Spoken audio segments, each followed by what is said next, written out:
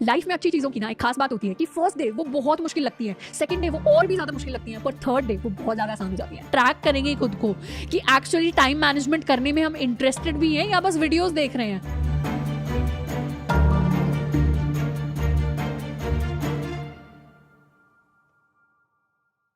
Hi everyone, मैं हूं आपकी श्रद्धा दीदी एंड वेलकम टू अपना कॉलेज। आज की वीडियो में हम बात करने वाले हैं टाइम मैनेजमेंट के बारे में। अब आप में से ऐसे बहुत सारे स्टूडेंट्स हैं जिन्होंने क्वेरीज रेज की कि कॉलेज के अंदर टेस्ट होते हैं, असाइनमेंट्स होते हैं, क्लासेस होती हैं, इसके साथ सोसाइटी के इवेंट्स हो जाते हैं, कॉलेज के फेस्ट हो जाते हैं और इसके साथ साथ हम इंटर्नशिप, प्लेसमेंट, रेज्यूमे, इन सब की तैयारी करें तो हमें ऐसा लगता है कि हमारे 24 घंटे ना बहुत कम पड़ रहे हैं।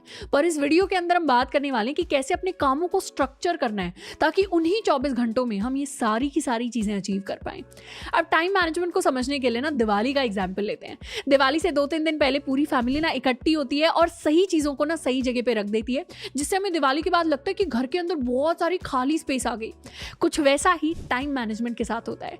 टाइम मैनेजमेंट का बेसिक मतलब है कि हम सही कामों को सही टाइम पर कर लें ताकि बहुत सारा फ्री टाइम हमारे पास आ सके और उस फ्री टाइम में हम वो चीज़ें कर सकें जो हम एक्चुअली पसंद करते हैं, वो चीज़ें कर सकें जिनसे हमें एक्चुअली हैप्पीनेस मिलती है। अब टाइम मैनेजमेंट को सीखने से पहले हमें अपनी लाइफ में 2 चीज़ें करनी पड़ेगी। इनमें से सबसे पहला है लर्न टू से नो।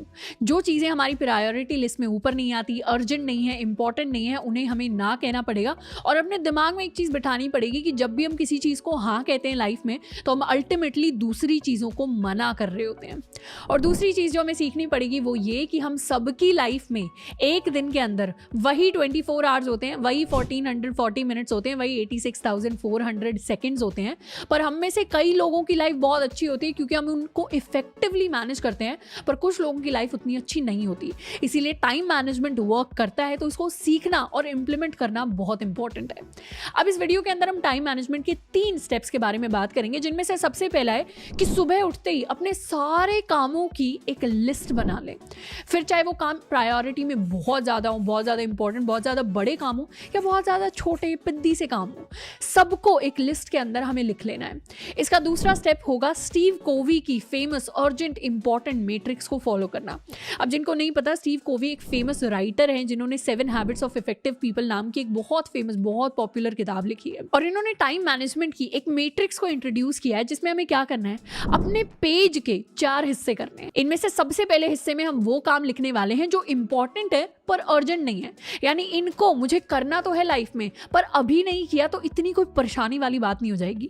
जैसे एक्सरसाइज करना, हमें पता है हमें एक्सरसाइज करनी है और रोज करनी है, वो इंपॉर्टेंट है हमारी हेल्थ के लिए, पर अभी 4 बजे या अभी 3 बजे मैंने नहीं की तो मेरी जिंदगी में कोई आफत नहीं आने वाली है। इसके अलावा मुझे फाइनेंस के बारे में, टैक्सेस के बारे में, इन्वेस्टमेंट के बारे में सीखना है, वो मेरी लाइफ में इंपॉर्टेंट है पर अर्जेंट नहीं है। और इस पेज के दूसरे हिस्से में हम वो चीजें लिखने वाले हैं जो अर्जेंट भी हैं और इंपॉर्टेंट भी हैं। जैसे अगर हमारा कोई एग्जाम आ रहा है तो उसके लिए पढ़ाई करना अर्जेंट भी है और इंपॉर्टेंट भी है। अगर हमारा कोई टेस्ट है, असाइनमेंट है, उसकी सबमिशन डेट आ रही है तो उसको सबमिट करना, उसको प्रिपेयर करना हमारे लिए इंपॉर्टेंट भी है, अर्जेंट भी है। कोई कोडिंग कॉन्टेस्ट है जो आज 1.5 घंटे ही होना है तो उसमें पार्टिसिपेट करना, किसी हायरिंग एग्जाम में पार्टिसिपेट करना, ये सारे अर्जेंट और इंपॉर्टेंट काम है। तीसरे हिस्से में वो काम लिखने वाले हैं जो अर्जेंट हैं पर इंपॉर्टेंट नहीं है।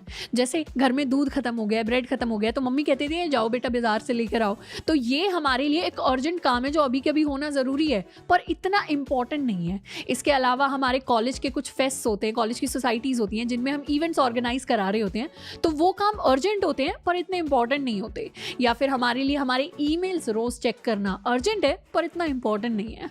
और चौथे हिस्से में हम वो काम लिखने वाले हैं जो ना तो अर्जेंट है ना इंपॉर्टेंट है। जैसे हमारी कोई वेब सीरीज देखना, ना ये काम इंपॉर्टेंट है ना ये काम अर्जेंट है। हमने इंस्टाग्राम पे कोई पोस्ट किया है, उसके कमेंट्स चेक करना, उसके लाइक्स चेक करना, ये काम इंपॉर्टेंट भी नहीं है और अर्जेंट भी नहीं है। तो अपने सारे कामों को ना इन 4 हिस्सों में डिवाइड कर लेना है और मैं तो कहूँगी कि अभी आपको वीडियो को पॉज करना है, अपने सारे काम लिखने हैं जो अभी आपको करने हैं अपने दिन में और उनको इन 4 हिस्सों में अभी के अभी बैठकर डिवाइड करना है। इसके बाद करेंगे अपना थर्ड स्टेप है कि सबसे पहला हिस्सा यानी वो काम जो अर्जेंट नहीं है पर इंपॉर्टेंट है, उस हिस्से को हमें शेड्यूल कर देना है, उस हिस्से को प्लान कर देना है। अपना एक टाइम निकालने दिन के अंदर जिसके अंदर हम बुक रीडिंग कर रहे होंगे, एक टाइम निकालने जिसमें हम फाइनेंस के बारे में, इन्वेस्टिंग के बारे में सीख रहे होंगे, और कोशिश ये करनी है कि अपना जो मेजॉरिटी दिन है ना उसको शेड्यूल्ड रखें, प्लान रखें। अब कुछ लोग कहते हैं कि 50% टाइम अपने दिन का आपको प्लान करके रखना चाहिए इस हिस्से के लिए, कुछ कहते हैं 75% रखना चाहिए। अब मैं आपको फिक्स परसेंटेज नहीं दूंगी क्योंकि ये पॉसिबल नहीं है सबके लिए, पर मैं बताऊंगी कि आपको कोशिश करनी है कि अपना मैक्सिमम टाइम इसी हिस्से को देना चाहिए, यानी प्लान्ड चीज़ों को। दूसरे हिस्से के लिए हमें क्या करना है, दूसरे हिस्से में आकर हमें उन कामों को एक के बाद एक खत्म करते जाना है। यानी जिस काम को एक के बाद उठा लिया उसको खत्म करके छोड़ना है। कल एग्जाम है तो उसकी पढ़ाई अभी शुरू कर देनी है और पढ़ाई को खत्म कर देना है। अब टाइम मैनेजमेंट में एक फेमस लॉ होता है जिसको पार्किंसंस लॉ कहते हैं। ये लॉ कहता है कि काम उतना ही बढ़ जाएगा जितना आप उसको टाइम दे देंगे। यानी एक हफ्ते बाद अगर एग्जाम है तो पढ़ना हम एक दिन पहले ही शुरू करेंगे, अगर 4 घंटे बाद एग्जाम है तो पढ़ना हम अभी शुरू करेंगे। तो काम उतना ही होता है पर आप उसको जितना टाइम दे देंगे ना वो उतना बड़ा होता चला जाता है। तो कोशिश करनी है काम को जैसे ही शुरू करें ना वैसे ही साथ के साथ उसको एकदम से खत्म कर देना है। इस तरीके से आप करेंगे तो आपके काम एक के बाद एक जल्दी खत्म होते चले जाएंगे। और सेकंड हिस्से के काम जैसे ही खत्म हो गए ना फिर आना है हमें अपने थर्ड हिस्से की तरफ। फिर उन कामों के लिए देखना है कि क्या कोई और मेरे लिए काम कर सकता है। जैसे अगर मार्केट से ब्रेड लेकर आनी है, दूध लेकर आनी है, तो क्या करेंगे, छोटे भाई बहन को बोल देंगे जो अभी स्कूल के अंदर अभी मस्ती कर रहे हैं, वो जाकर लेकर आ जाएंगे, हम कोई और प्रोडक्टिव काम कर लेंगे। इस तरीके से डेलीगेट करना सीखना है। और अगर डेलीगेट नहीं कर पा रहे हैं तो उसके बाद इन कामों को हमें खत्म करने की कोशिश करनी है।